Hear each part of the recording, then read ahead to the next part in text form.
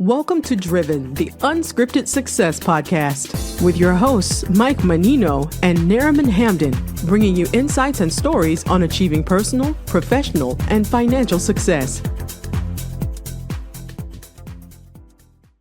Hey guys, I'm Nariman Hamden, and this is Driven Unscripted Success. I have been waiting for this guest to come on the show. Her name is Amy Siewe, and she is the Python Huntress. So she goes after, she hunts for pythons that are invasive down in Florida. Hey, Amy, how are you? I'm great. Thanks for having me today. Oh, I'm so glad you came on. So let's start with tell us a little bit about your business and what you do.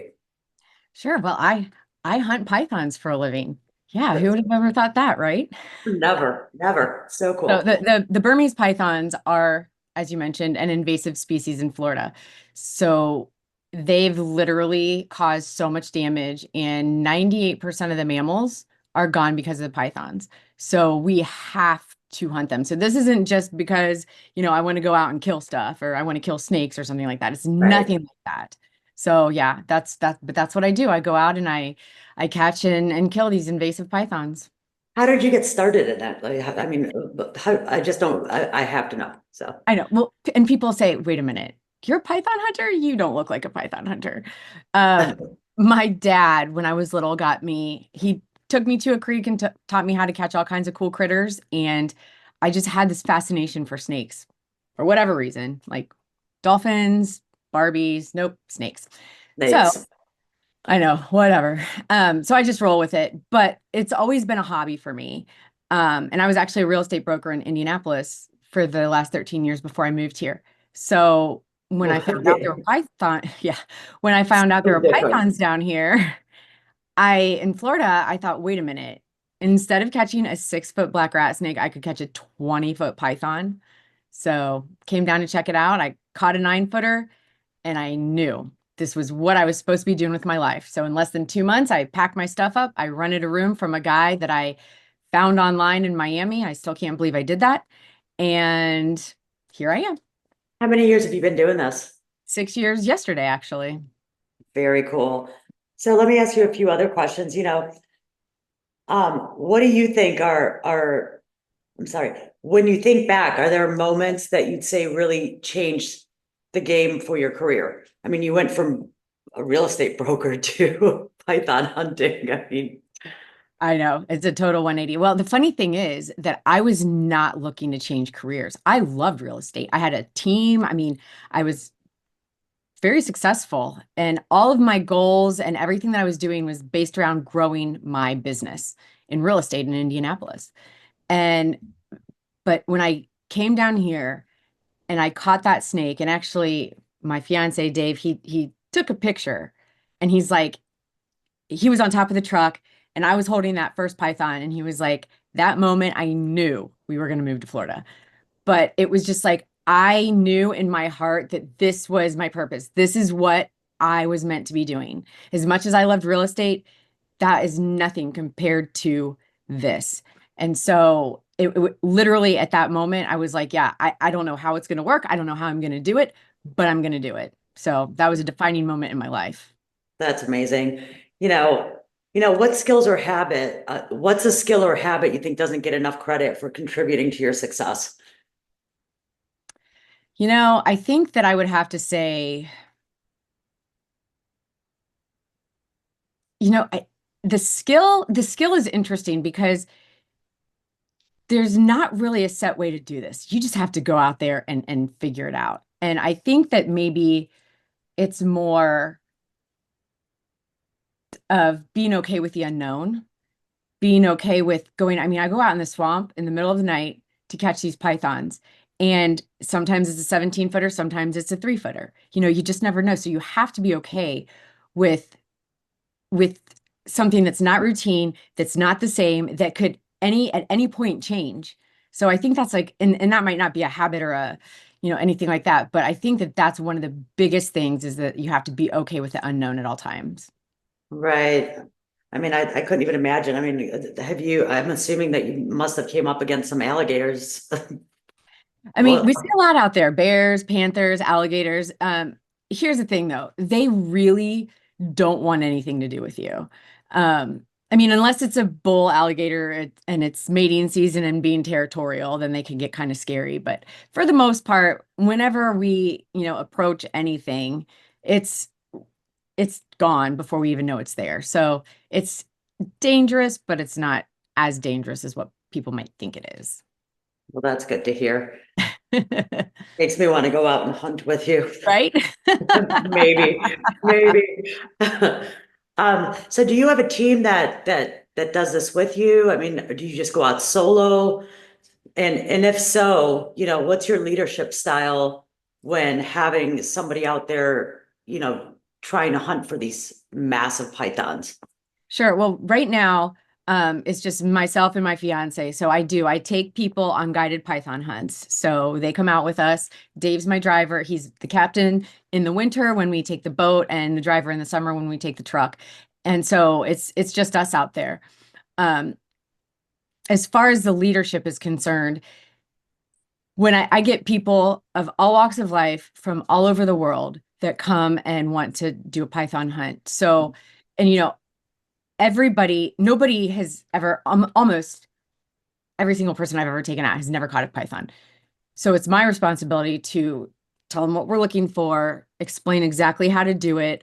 When we see the python, I always tell them, I'll walk you through everything that we just went over on how to catch a python. I'll walk you through it when we get out there. And so people obviously count on me to take the lead and not just say, hey, there's a python, have fun. Good luck with that. Good luck. And I think a good example of that would be when I had these two girls in town. They were old college roommates, and we were out in the summer, and the hatchlings, when they come out of the egg, they're 2 feet long. So we see this hatchling on the road, and the one girl, she's super nervous about it with good reason. And so I walk her through. I'm like, okay, you're just gonna, I explain how to do it. I won't go over all of that now. But anyway, so she grabs a python, her hand shaking with adrenaline. She's super proud of herself. And it was amazing. She was so happy, right? And so that was a 2-foot python. So we're driving down the road. I see a 16-footer. Oh my gosh. Right. Girls, get ready. And so they, being afraid of a 2-foot python, again, with good reason, is very different than a 16-foot python.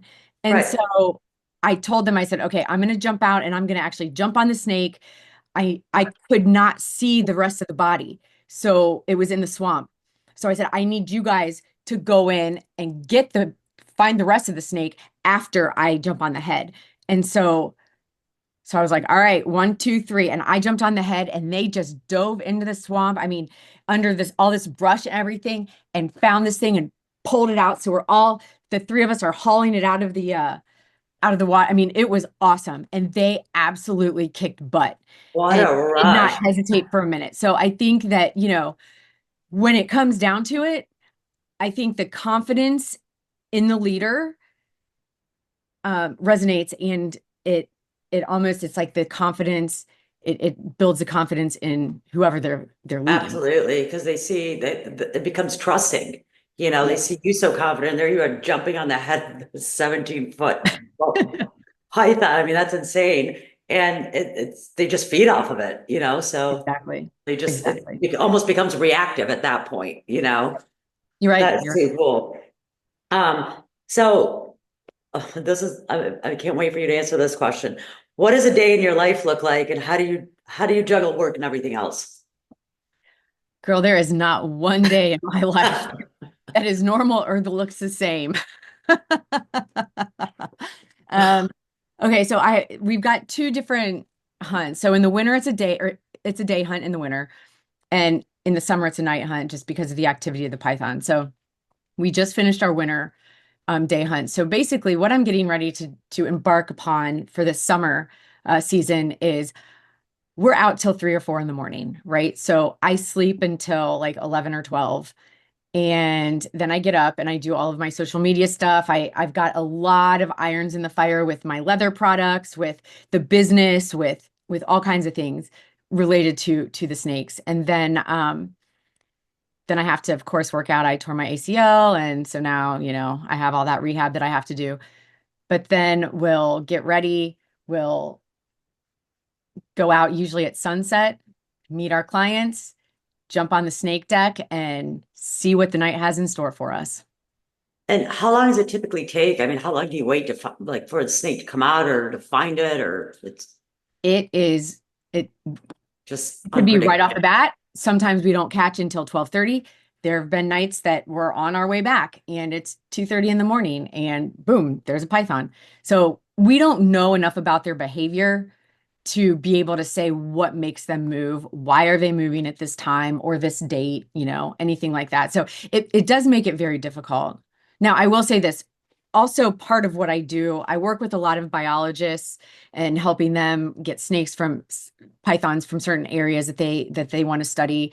I'm working with some documentary filming. I'm working with doing a lot of things. So during the day, it is kind of chaotic with all of the things that I have going on, but it's never a dull moment. And Oh, it's I bet. a lot of Oh, I fun. bet. The research has got to be pretty cool. So are you doing that with local universities or research? University, yep. Okay. The universities, the conservancy, there's a lot of research going on to try to get this figured out because Oh, go ahead. Sorry. I was gonna say there's an estimated 500,000 pythons out there, and it takes us, my average is a little better, but it takes as a whole 12 hours to catch one python. Wow. So that's There's the most 5,000 out effective there. thing that we have. Yeah, that's the most effective thing that we have, but it's not really very effective. Got it. And I mean, how did it all get started? I mean, how just somebody brought a python over, a Burmese python, and it just Well, it was the pet industry. mating. Oh, got it. And what happened, the epicenter of this was in Miami. Hurricane Andrew came through in 1992 and destroyed a breeding facility and sent 900 pythons to the same Oh, general vicinity. And that kind of started this entire problem. Now, don't get me wrong, people let their pets go, 100% they did. And that absolutely contributed. But the reason that we have this problem is because that was the start of it.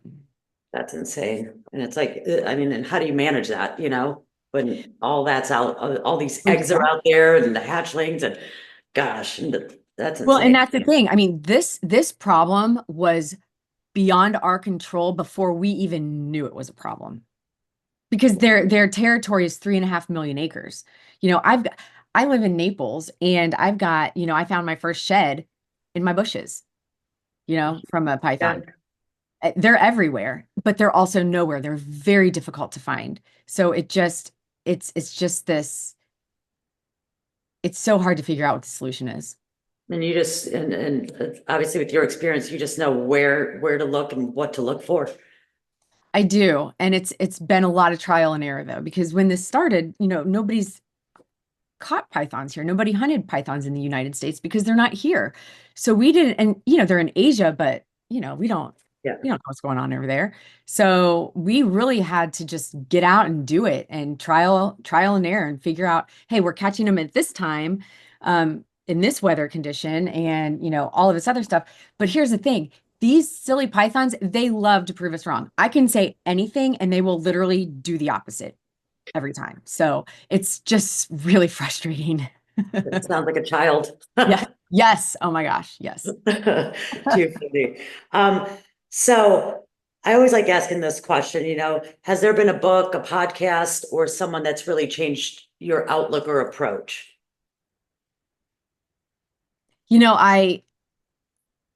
I read a lot of the motivational books and things like that, and I always have. And I don't think one in particular changed it. I think it was like a conglomeration of all of the things. And when I would read these books in real estate, I mean, I understood it, obviously, but it was almost difficult to apply, right? And so once I started doing this, it was like all the books made sense, everything. So I can't say that it was one specific thing, but it was it was so many things. And then it's just like, that you're in the right place and doing the right thing when everything just makes sense. Right. And Yeah. it's so hard to explain in Yeah, a I get it though. It's just but it everything just clicks and thing. it just becomes effortless. Yes. Like this is just what it's part of your life. This is what you're meant to do. This is what you were born to do. So And it's here's the funny thing about it. Obstacles. When when you're on the right path and there are no obstacles. It doesn't matter what was in front of me. I'd hop it, I'd knock it down, I'd go over it, I'd go under it. It was not a big deal ever. wow. So it's like when you know you're on the right track, it doesn't matter. People can throw whatever they want at you. Or there can be life can throw anything in front of you and it will not matter. You'll Doesn't figure it phase out. you. Yeah. Because it's like you know what you're doing now. Yep. Oh, such a great place to be in. It is. It is. I hope everyone gets that chance. Yeah. So how do you tackle learning new things, especially stuff that's like way out of your comfort zone? I just jump in with 2 feet. Sometimes Yeah. I go head first. Yeah. Well, yeah. I mean, you literally, just jump on the snakes out of nowhere. So yeah. We're pioneering. So first of all, when I started this, I came over here. I was hired by the state. I was one of 100 contractors, Python hunter contractors hired by the state. And I started skinning pythons to kind of supplement the income. Nobody had really done that. So I kind of, there were a couple of us. So you just have to start. I just started calling people and said, hey, is this something, our skin something that you would be interested in? And then I found somebody that said yes. And then I figured out, oh, well, wait a minute. Now I have to skin the pythons. Never thought I was going to have to skin the pythons on my lanai ever, but that's what happens, and my first one was like a scene from Dexter. It was just the worst. And Oh, then I had to call, geez. I just called tons of people. And finally this guy was like, yes, I can show you how to do it. So I hauled 12 pythons up to Ocala and he taught me how to properly skin a python. So that's what it's been. It's been for me, how do I learn new things? I don't even know that I need to learn new things until I'm like in the middle of it. And I'm like, oh, now I Yeah. need to know this. So who do I call? How do I do this? And and then you get it figured out. Yeah. You just find the solution for it and get it done. Yep. Absolutely. So let me ask you, with, let's transition into alternative investments. Managing finances is obviously crucial, both in business and in personal life.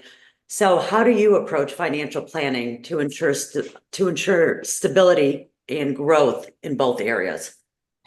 Well, I will tell you this, That reaction in itself. right? Well, as a hunter for the state of Florida, one of the top hunters in the state of Florida, I made less than $20,000 a year.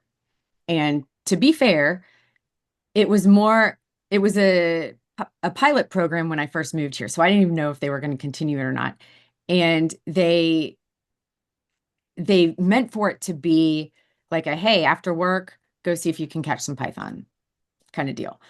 So it wasn't really meant to be a profession. Unfortunately, the hours that we hold, I can't do anything else. I would be ridiculous if I tried to do that. So at that point, that's why I was seeing if I could supplement, with the skins. What I found is 40 grand in debt, trying to get that figured out, Wow. So and then which is ultimately why I got into the guiding, because I loved what I did, but I had to make money. And the state said, sorry about it, you can't do both.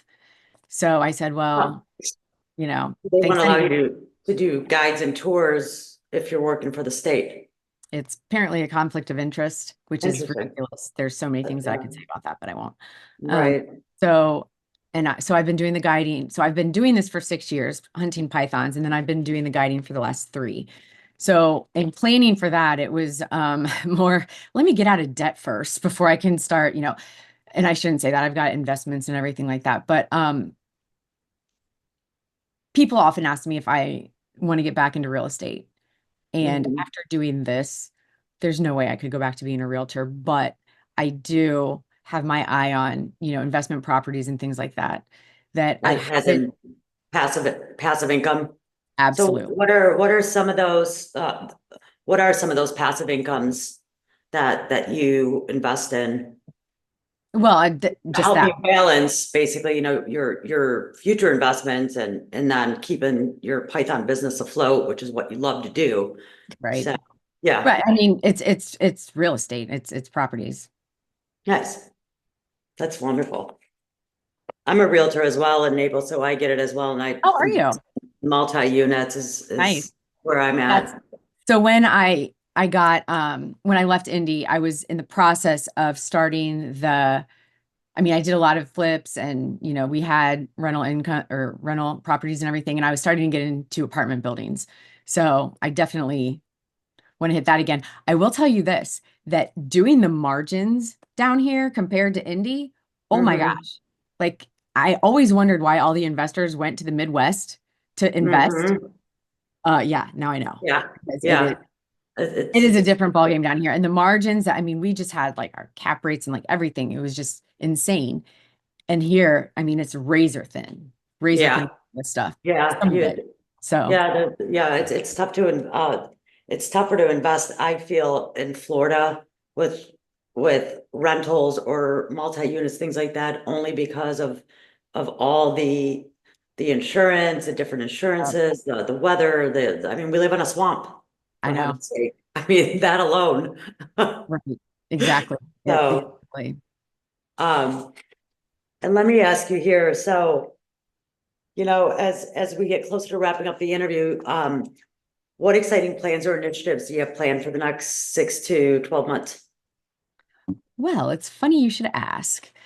Um, and this is kind of top secret, so I guess we'll Let it out. let it out, right? So Let the snake out. yeah, let it out, or it's let the dog out. There So you we go.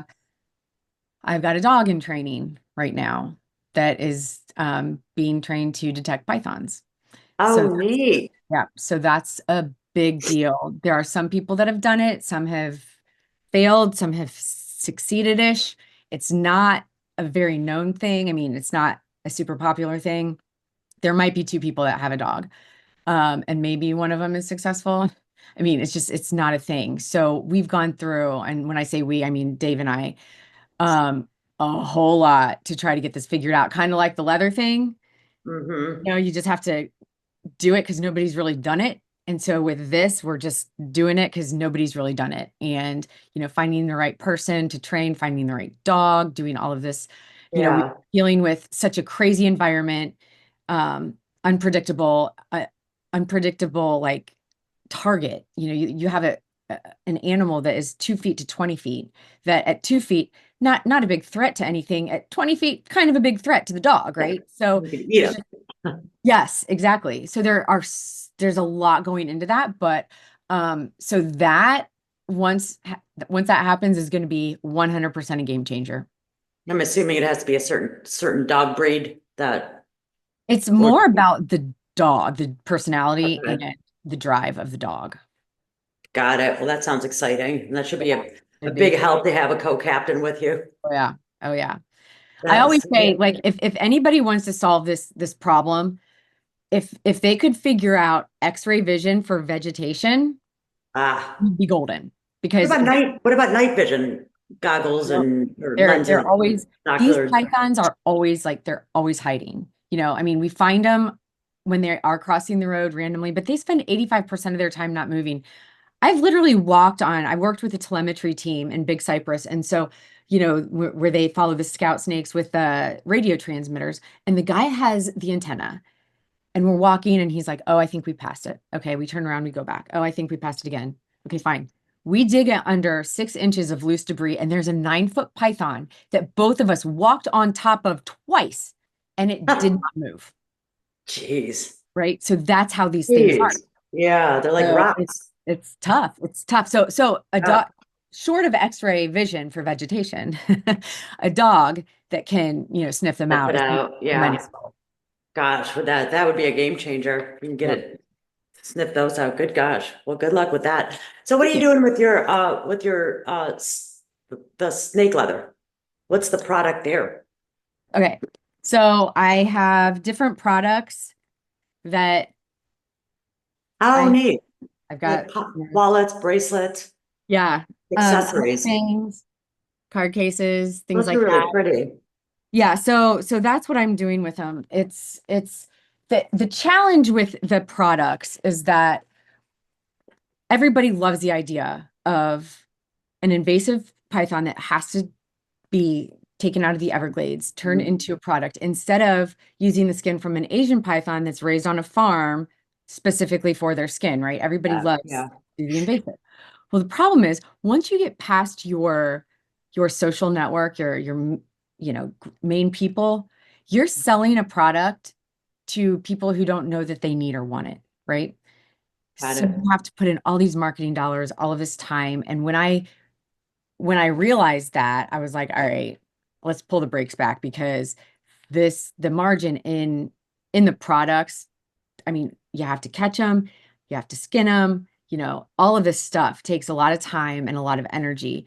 And it just, at the end of the day, dollar for dollar, just didn't make sense. So I have the products. I don't promote that. They're on my website, but I don't promote them as a way of making, income. It's nice to every once in a while, but it's more for people coming to the website saying, oh, that's cool. I kind of want that. Or one of my clients saying, oh, I want a wallet, Yeah. So On the that's what. side there. Yeah. Well, that's cool. So, if anyone wanted to get a hold of you, needed your services, or wanted to go out and catch a python, how do they get a hold of you? What's the Sure, they best way can to go find you? Yeah, my website is pythonhuntress.com. I'm on Instagram, of course, the Python Huntress, or they can email info@thepythonhuntress.com.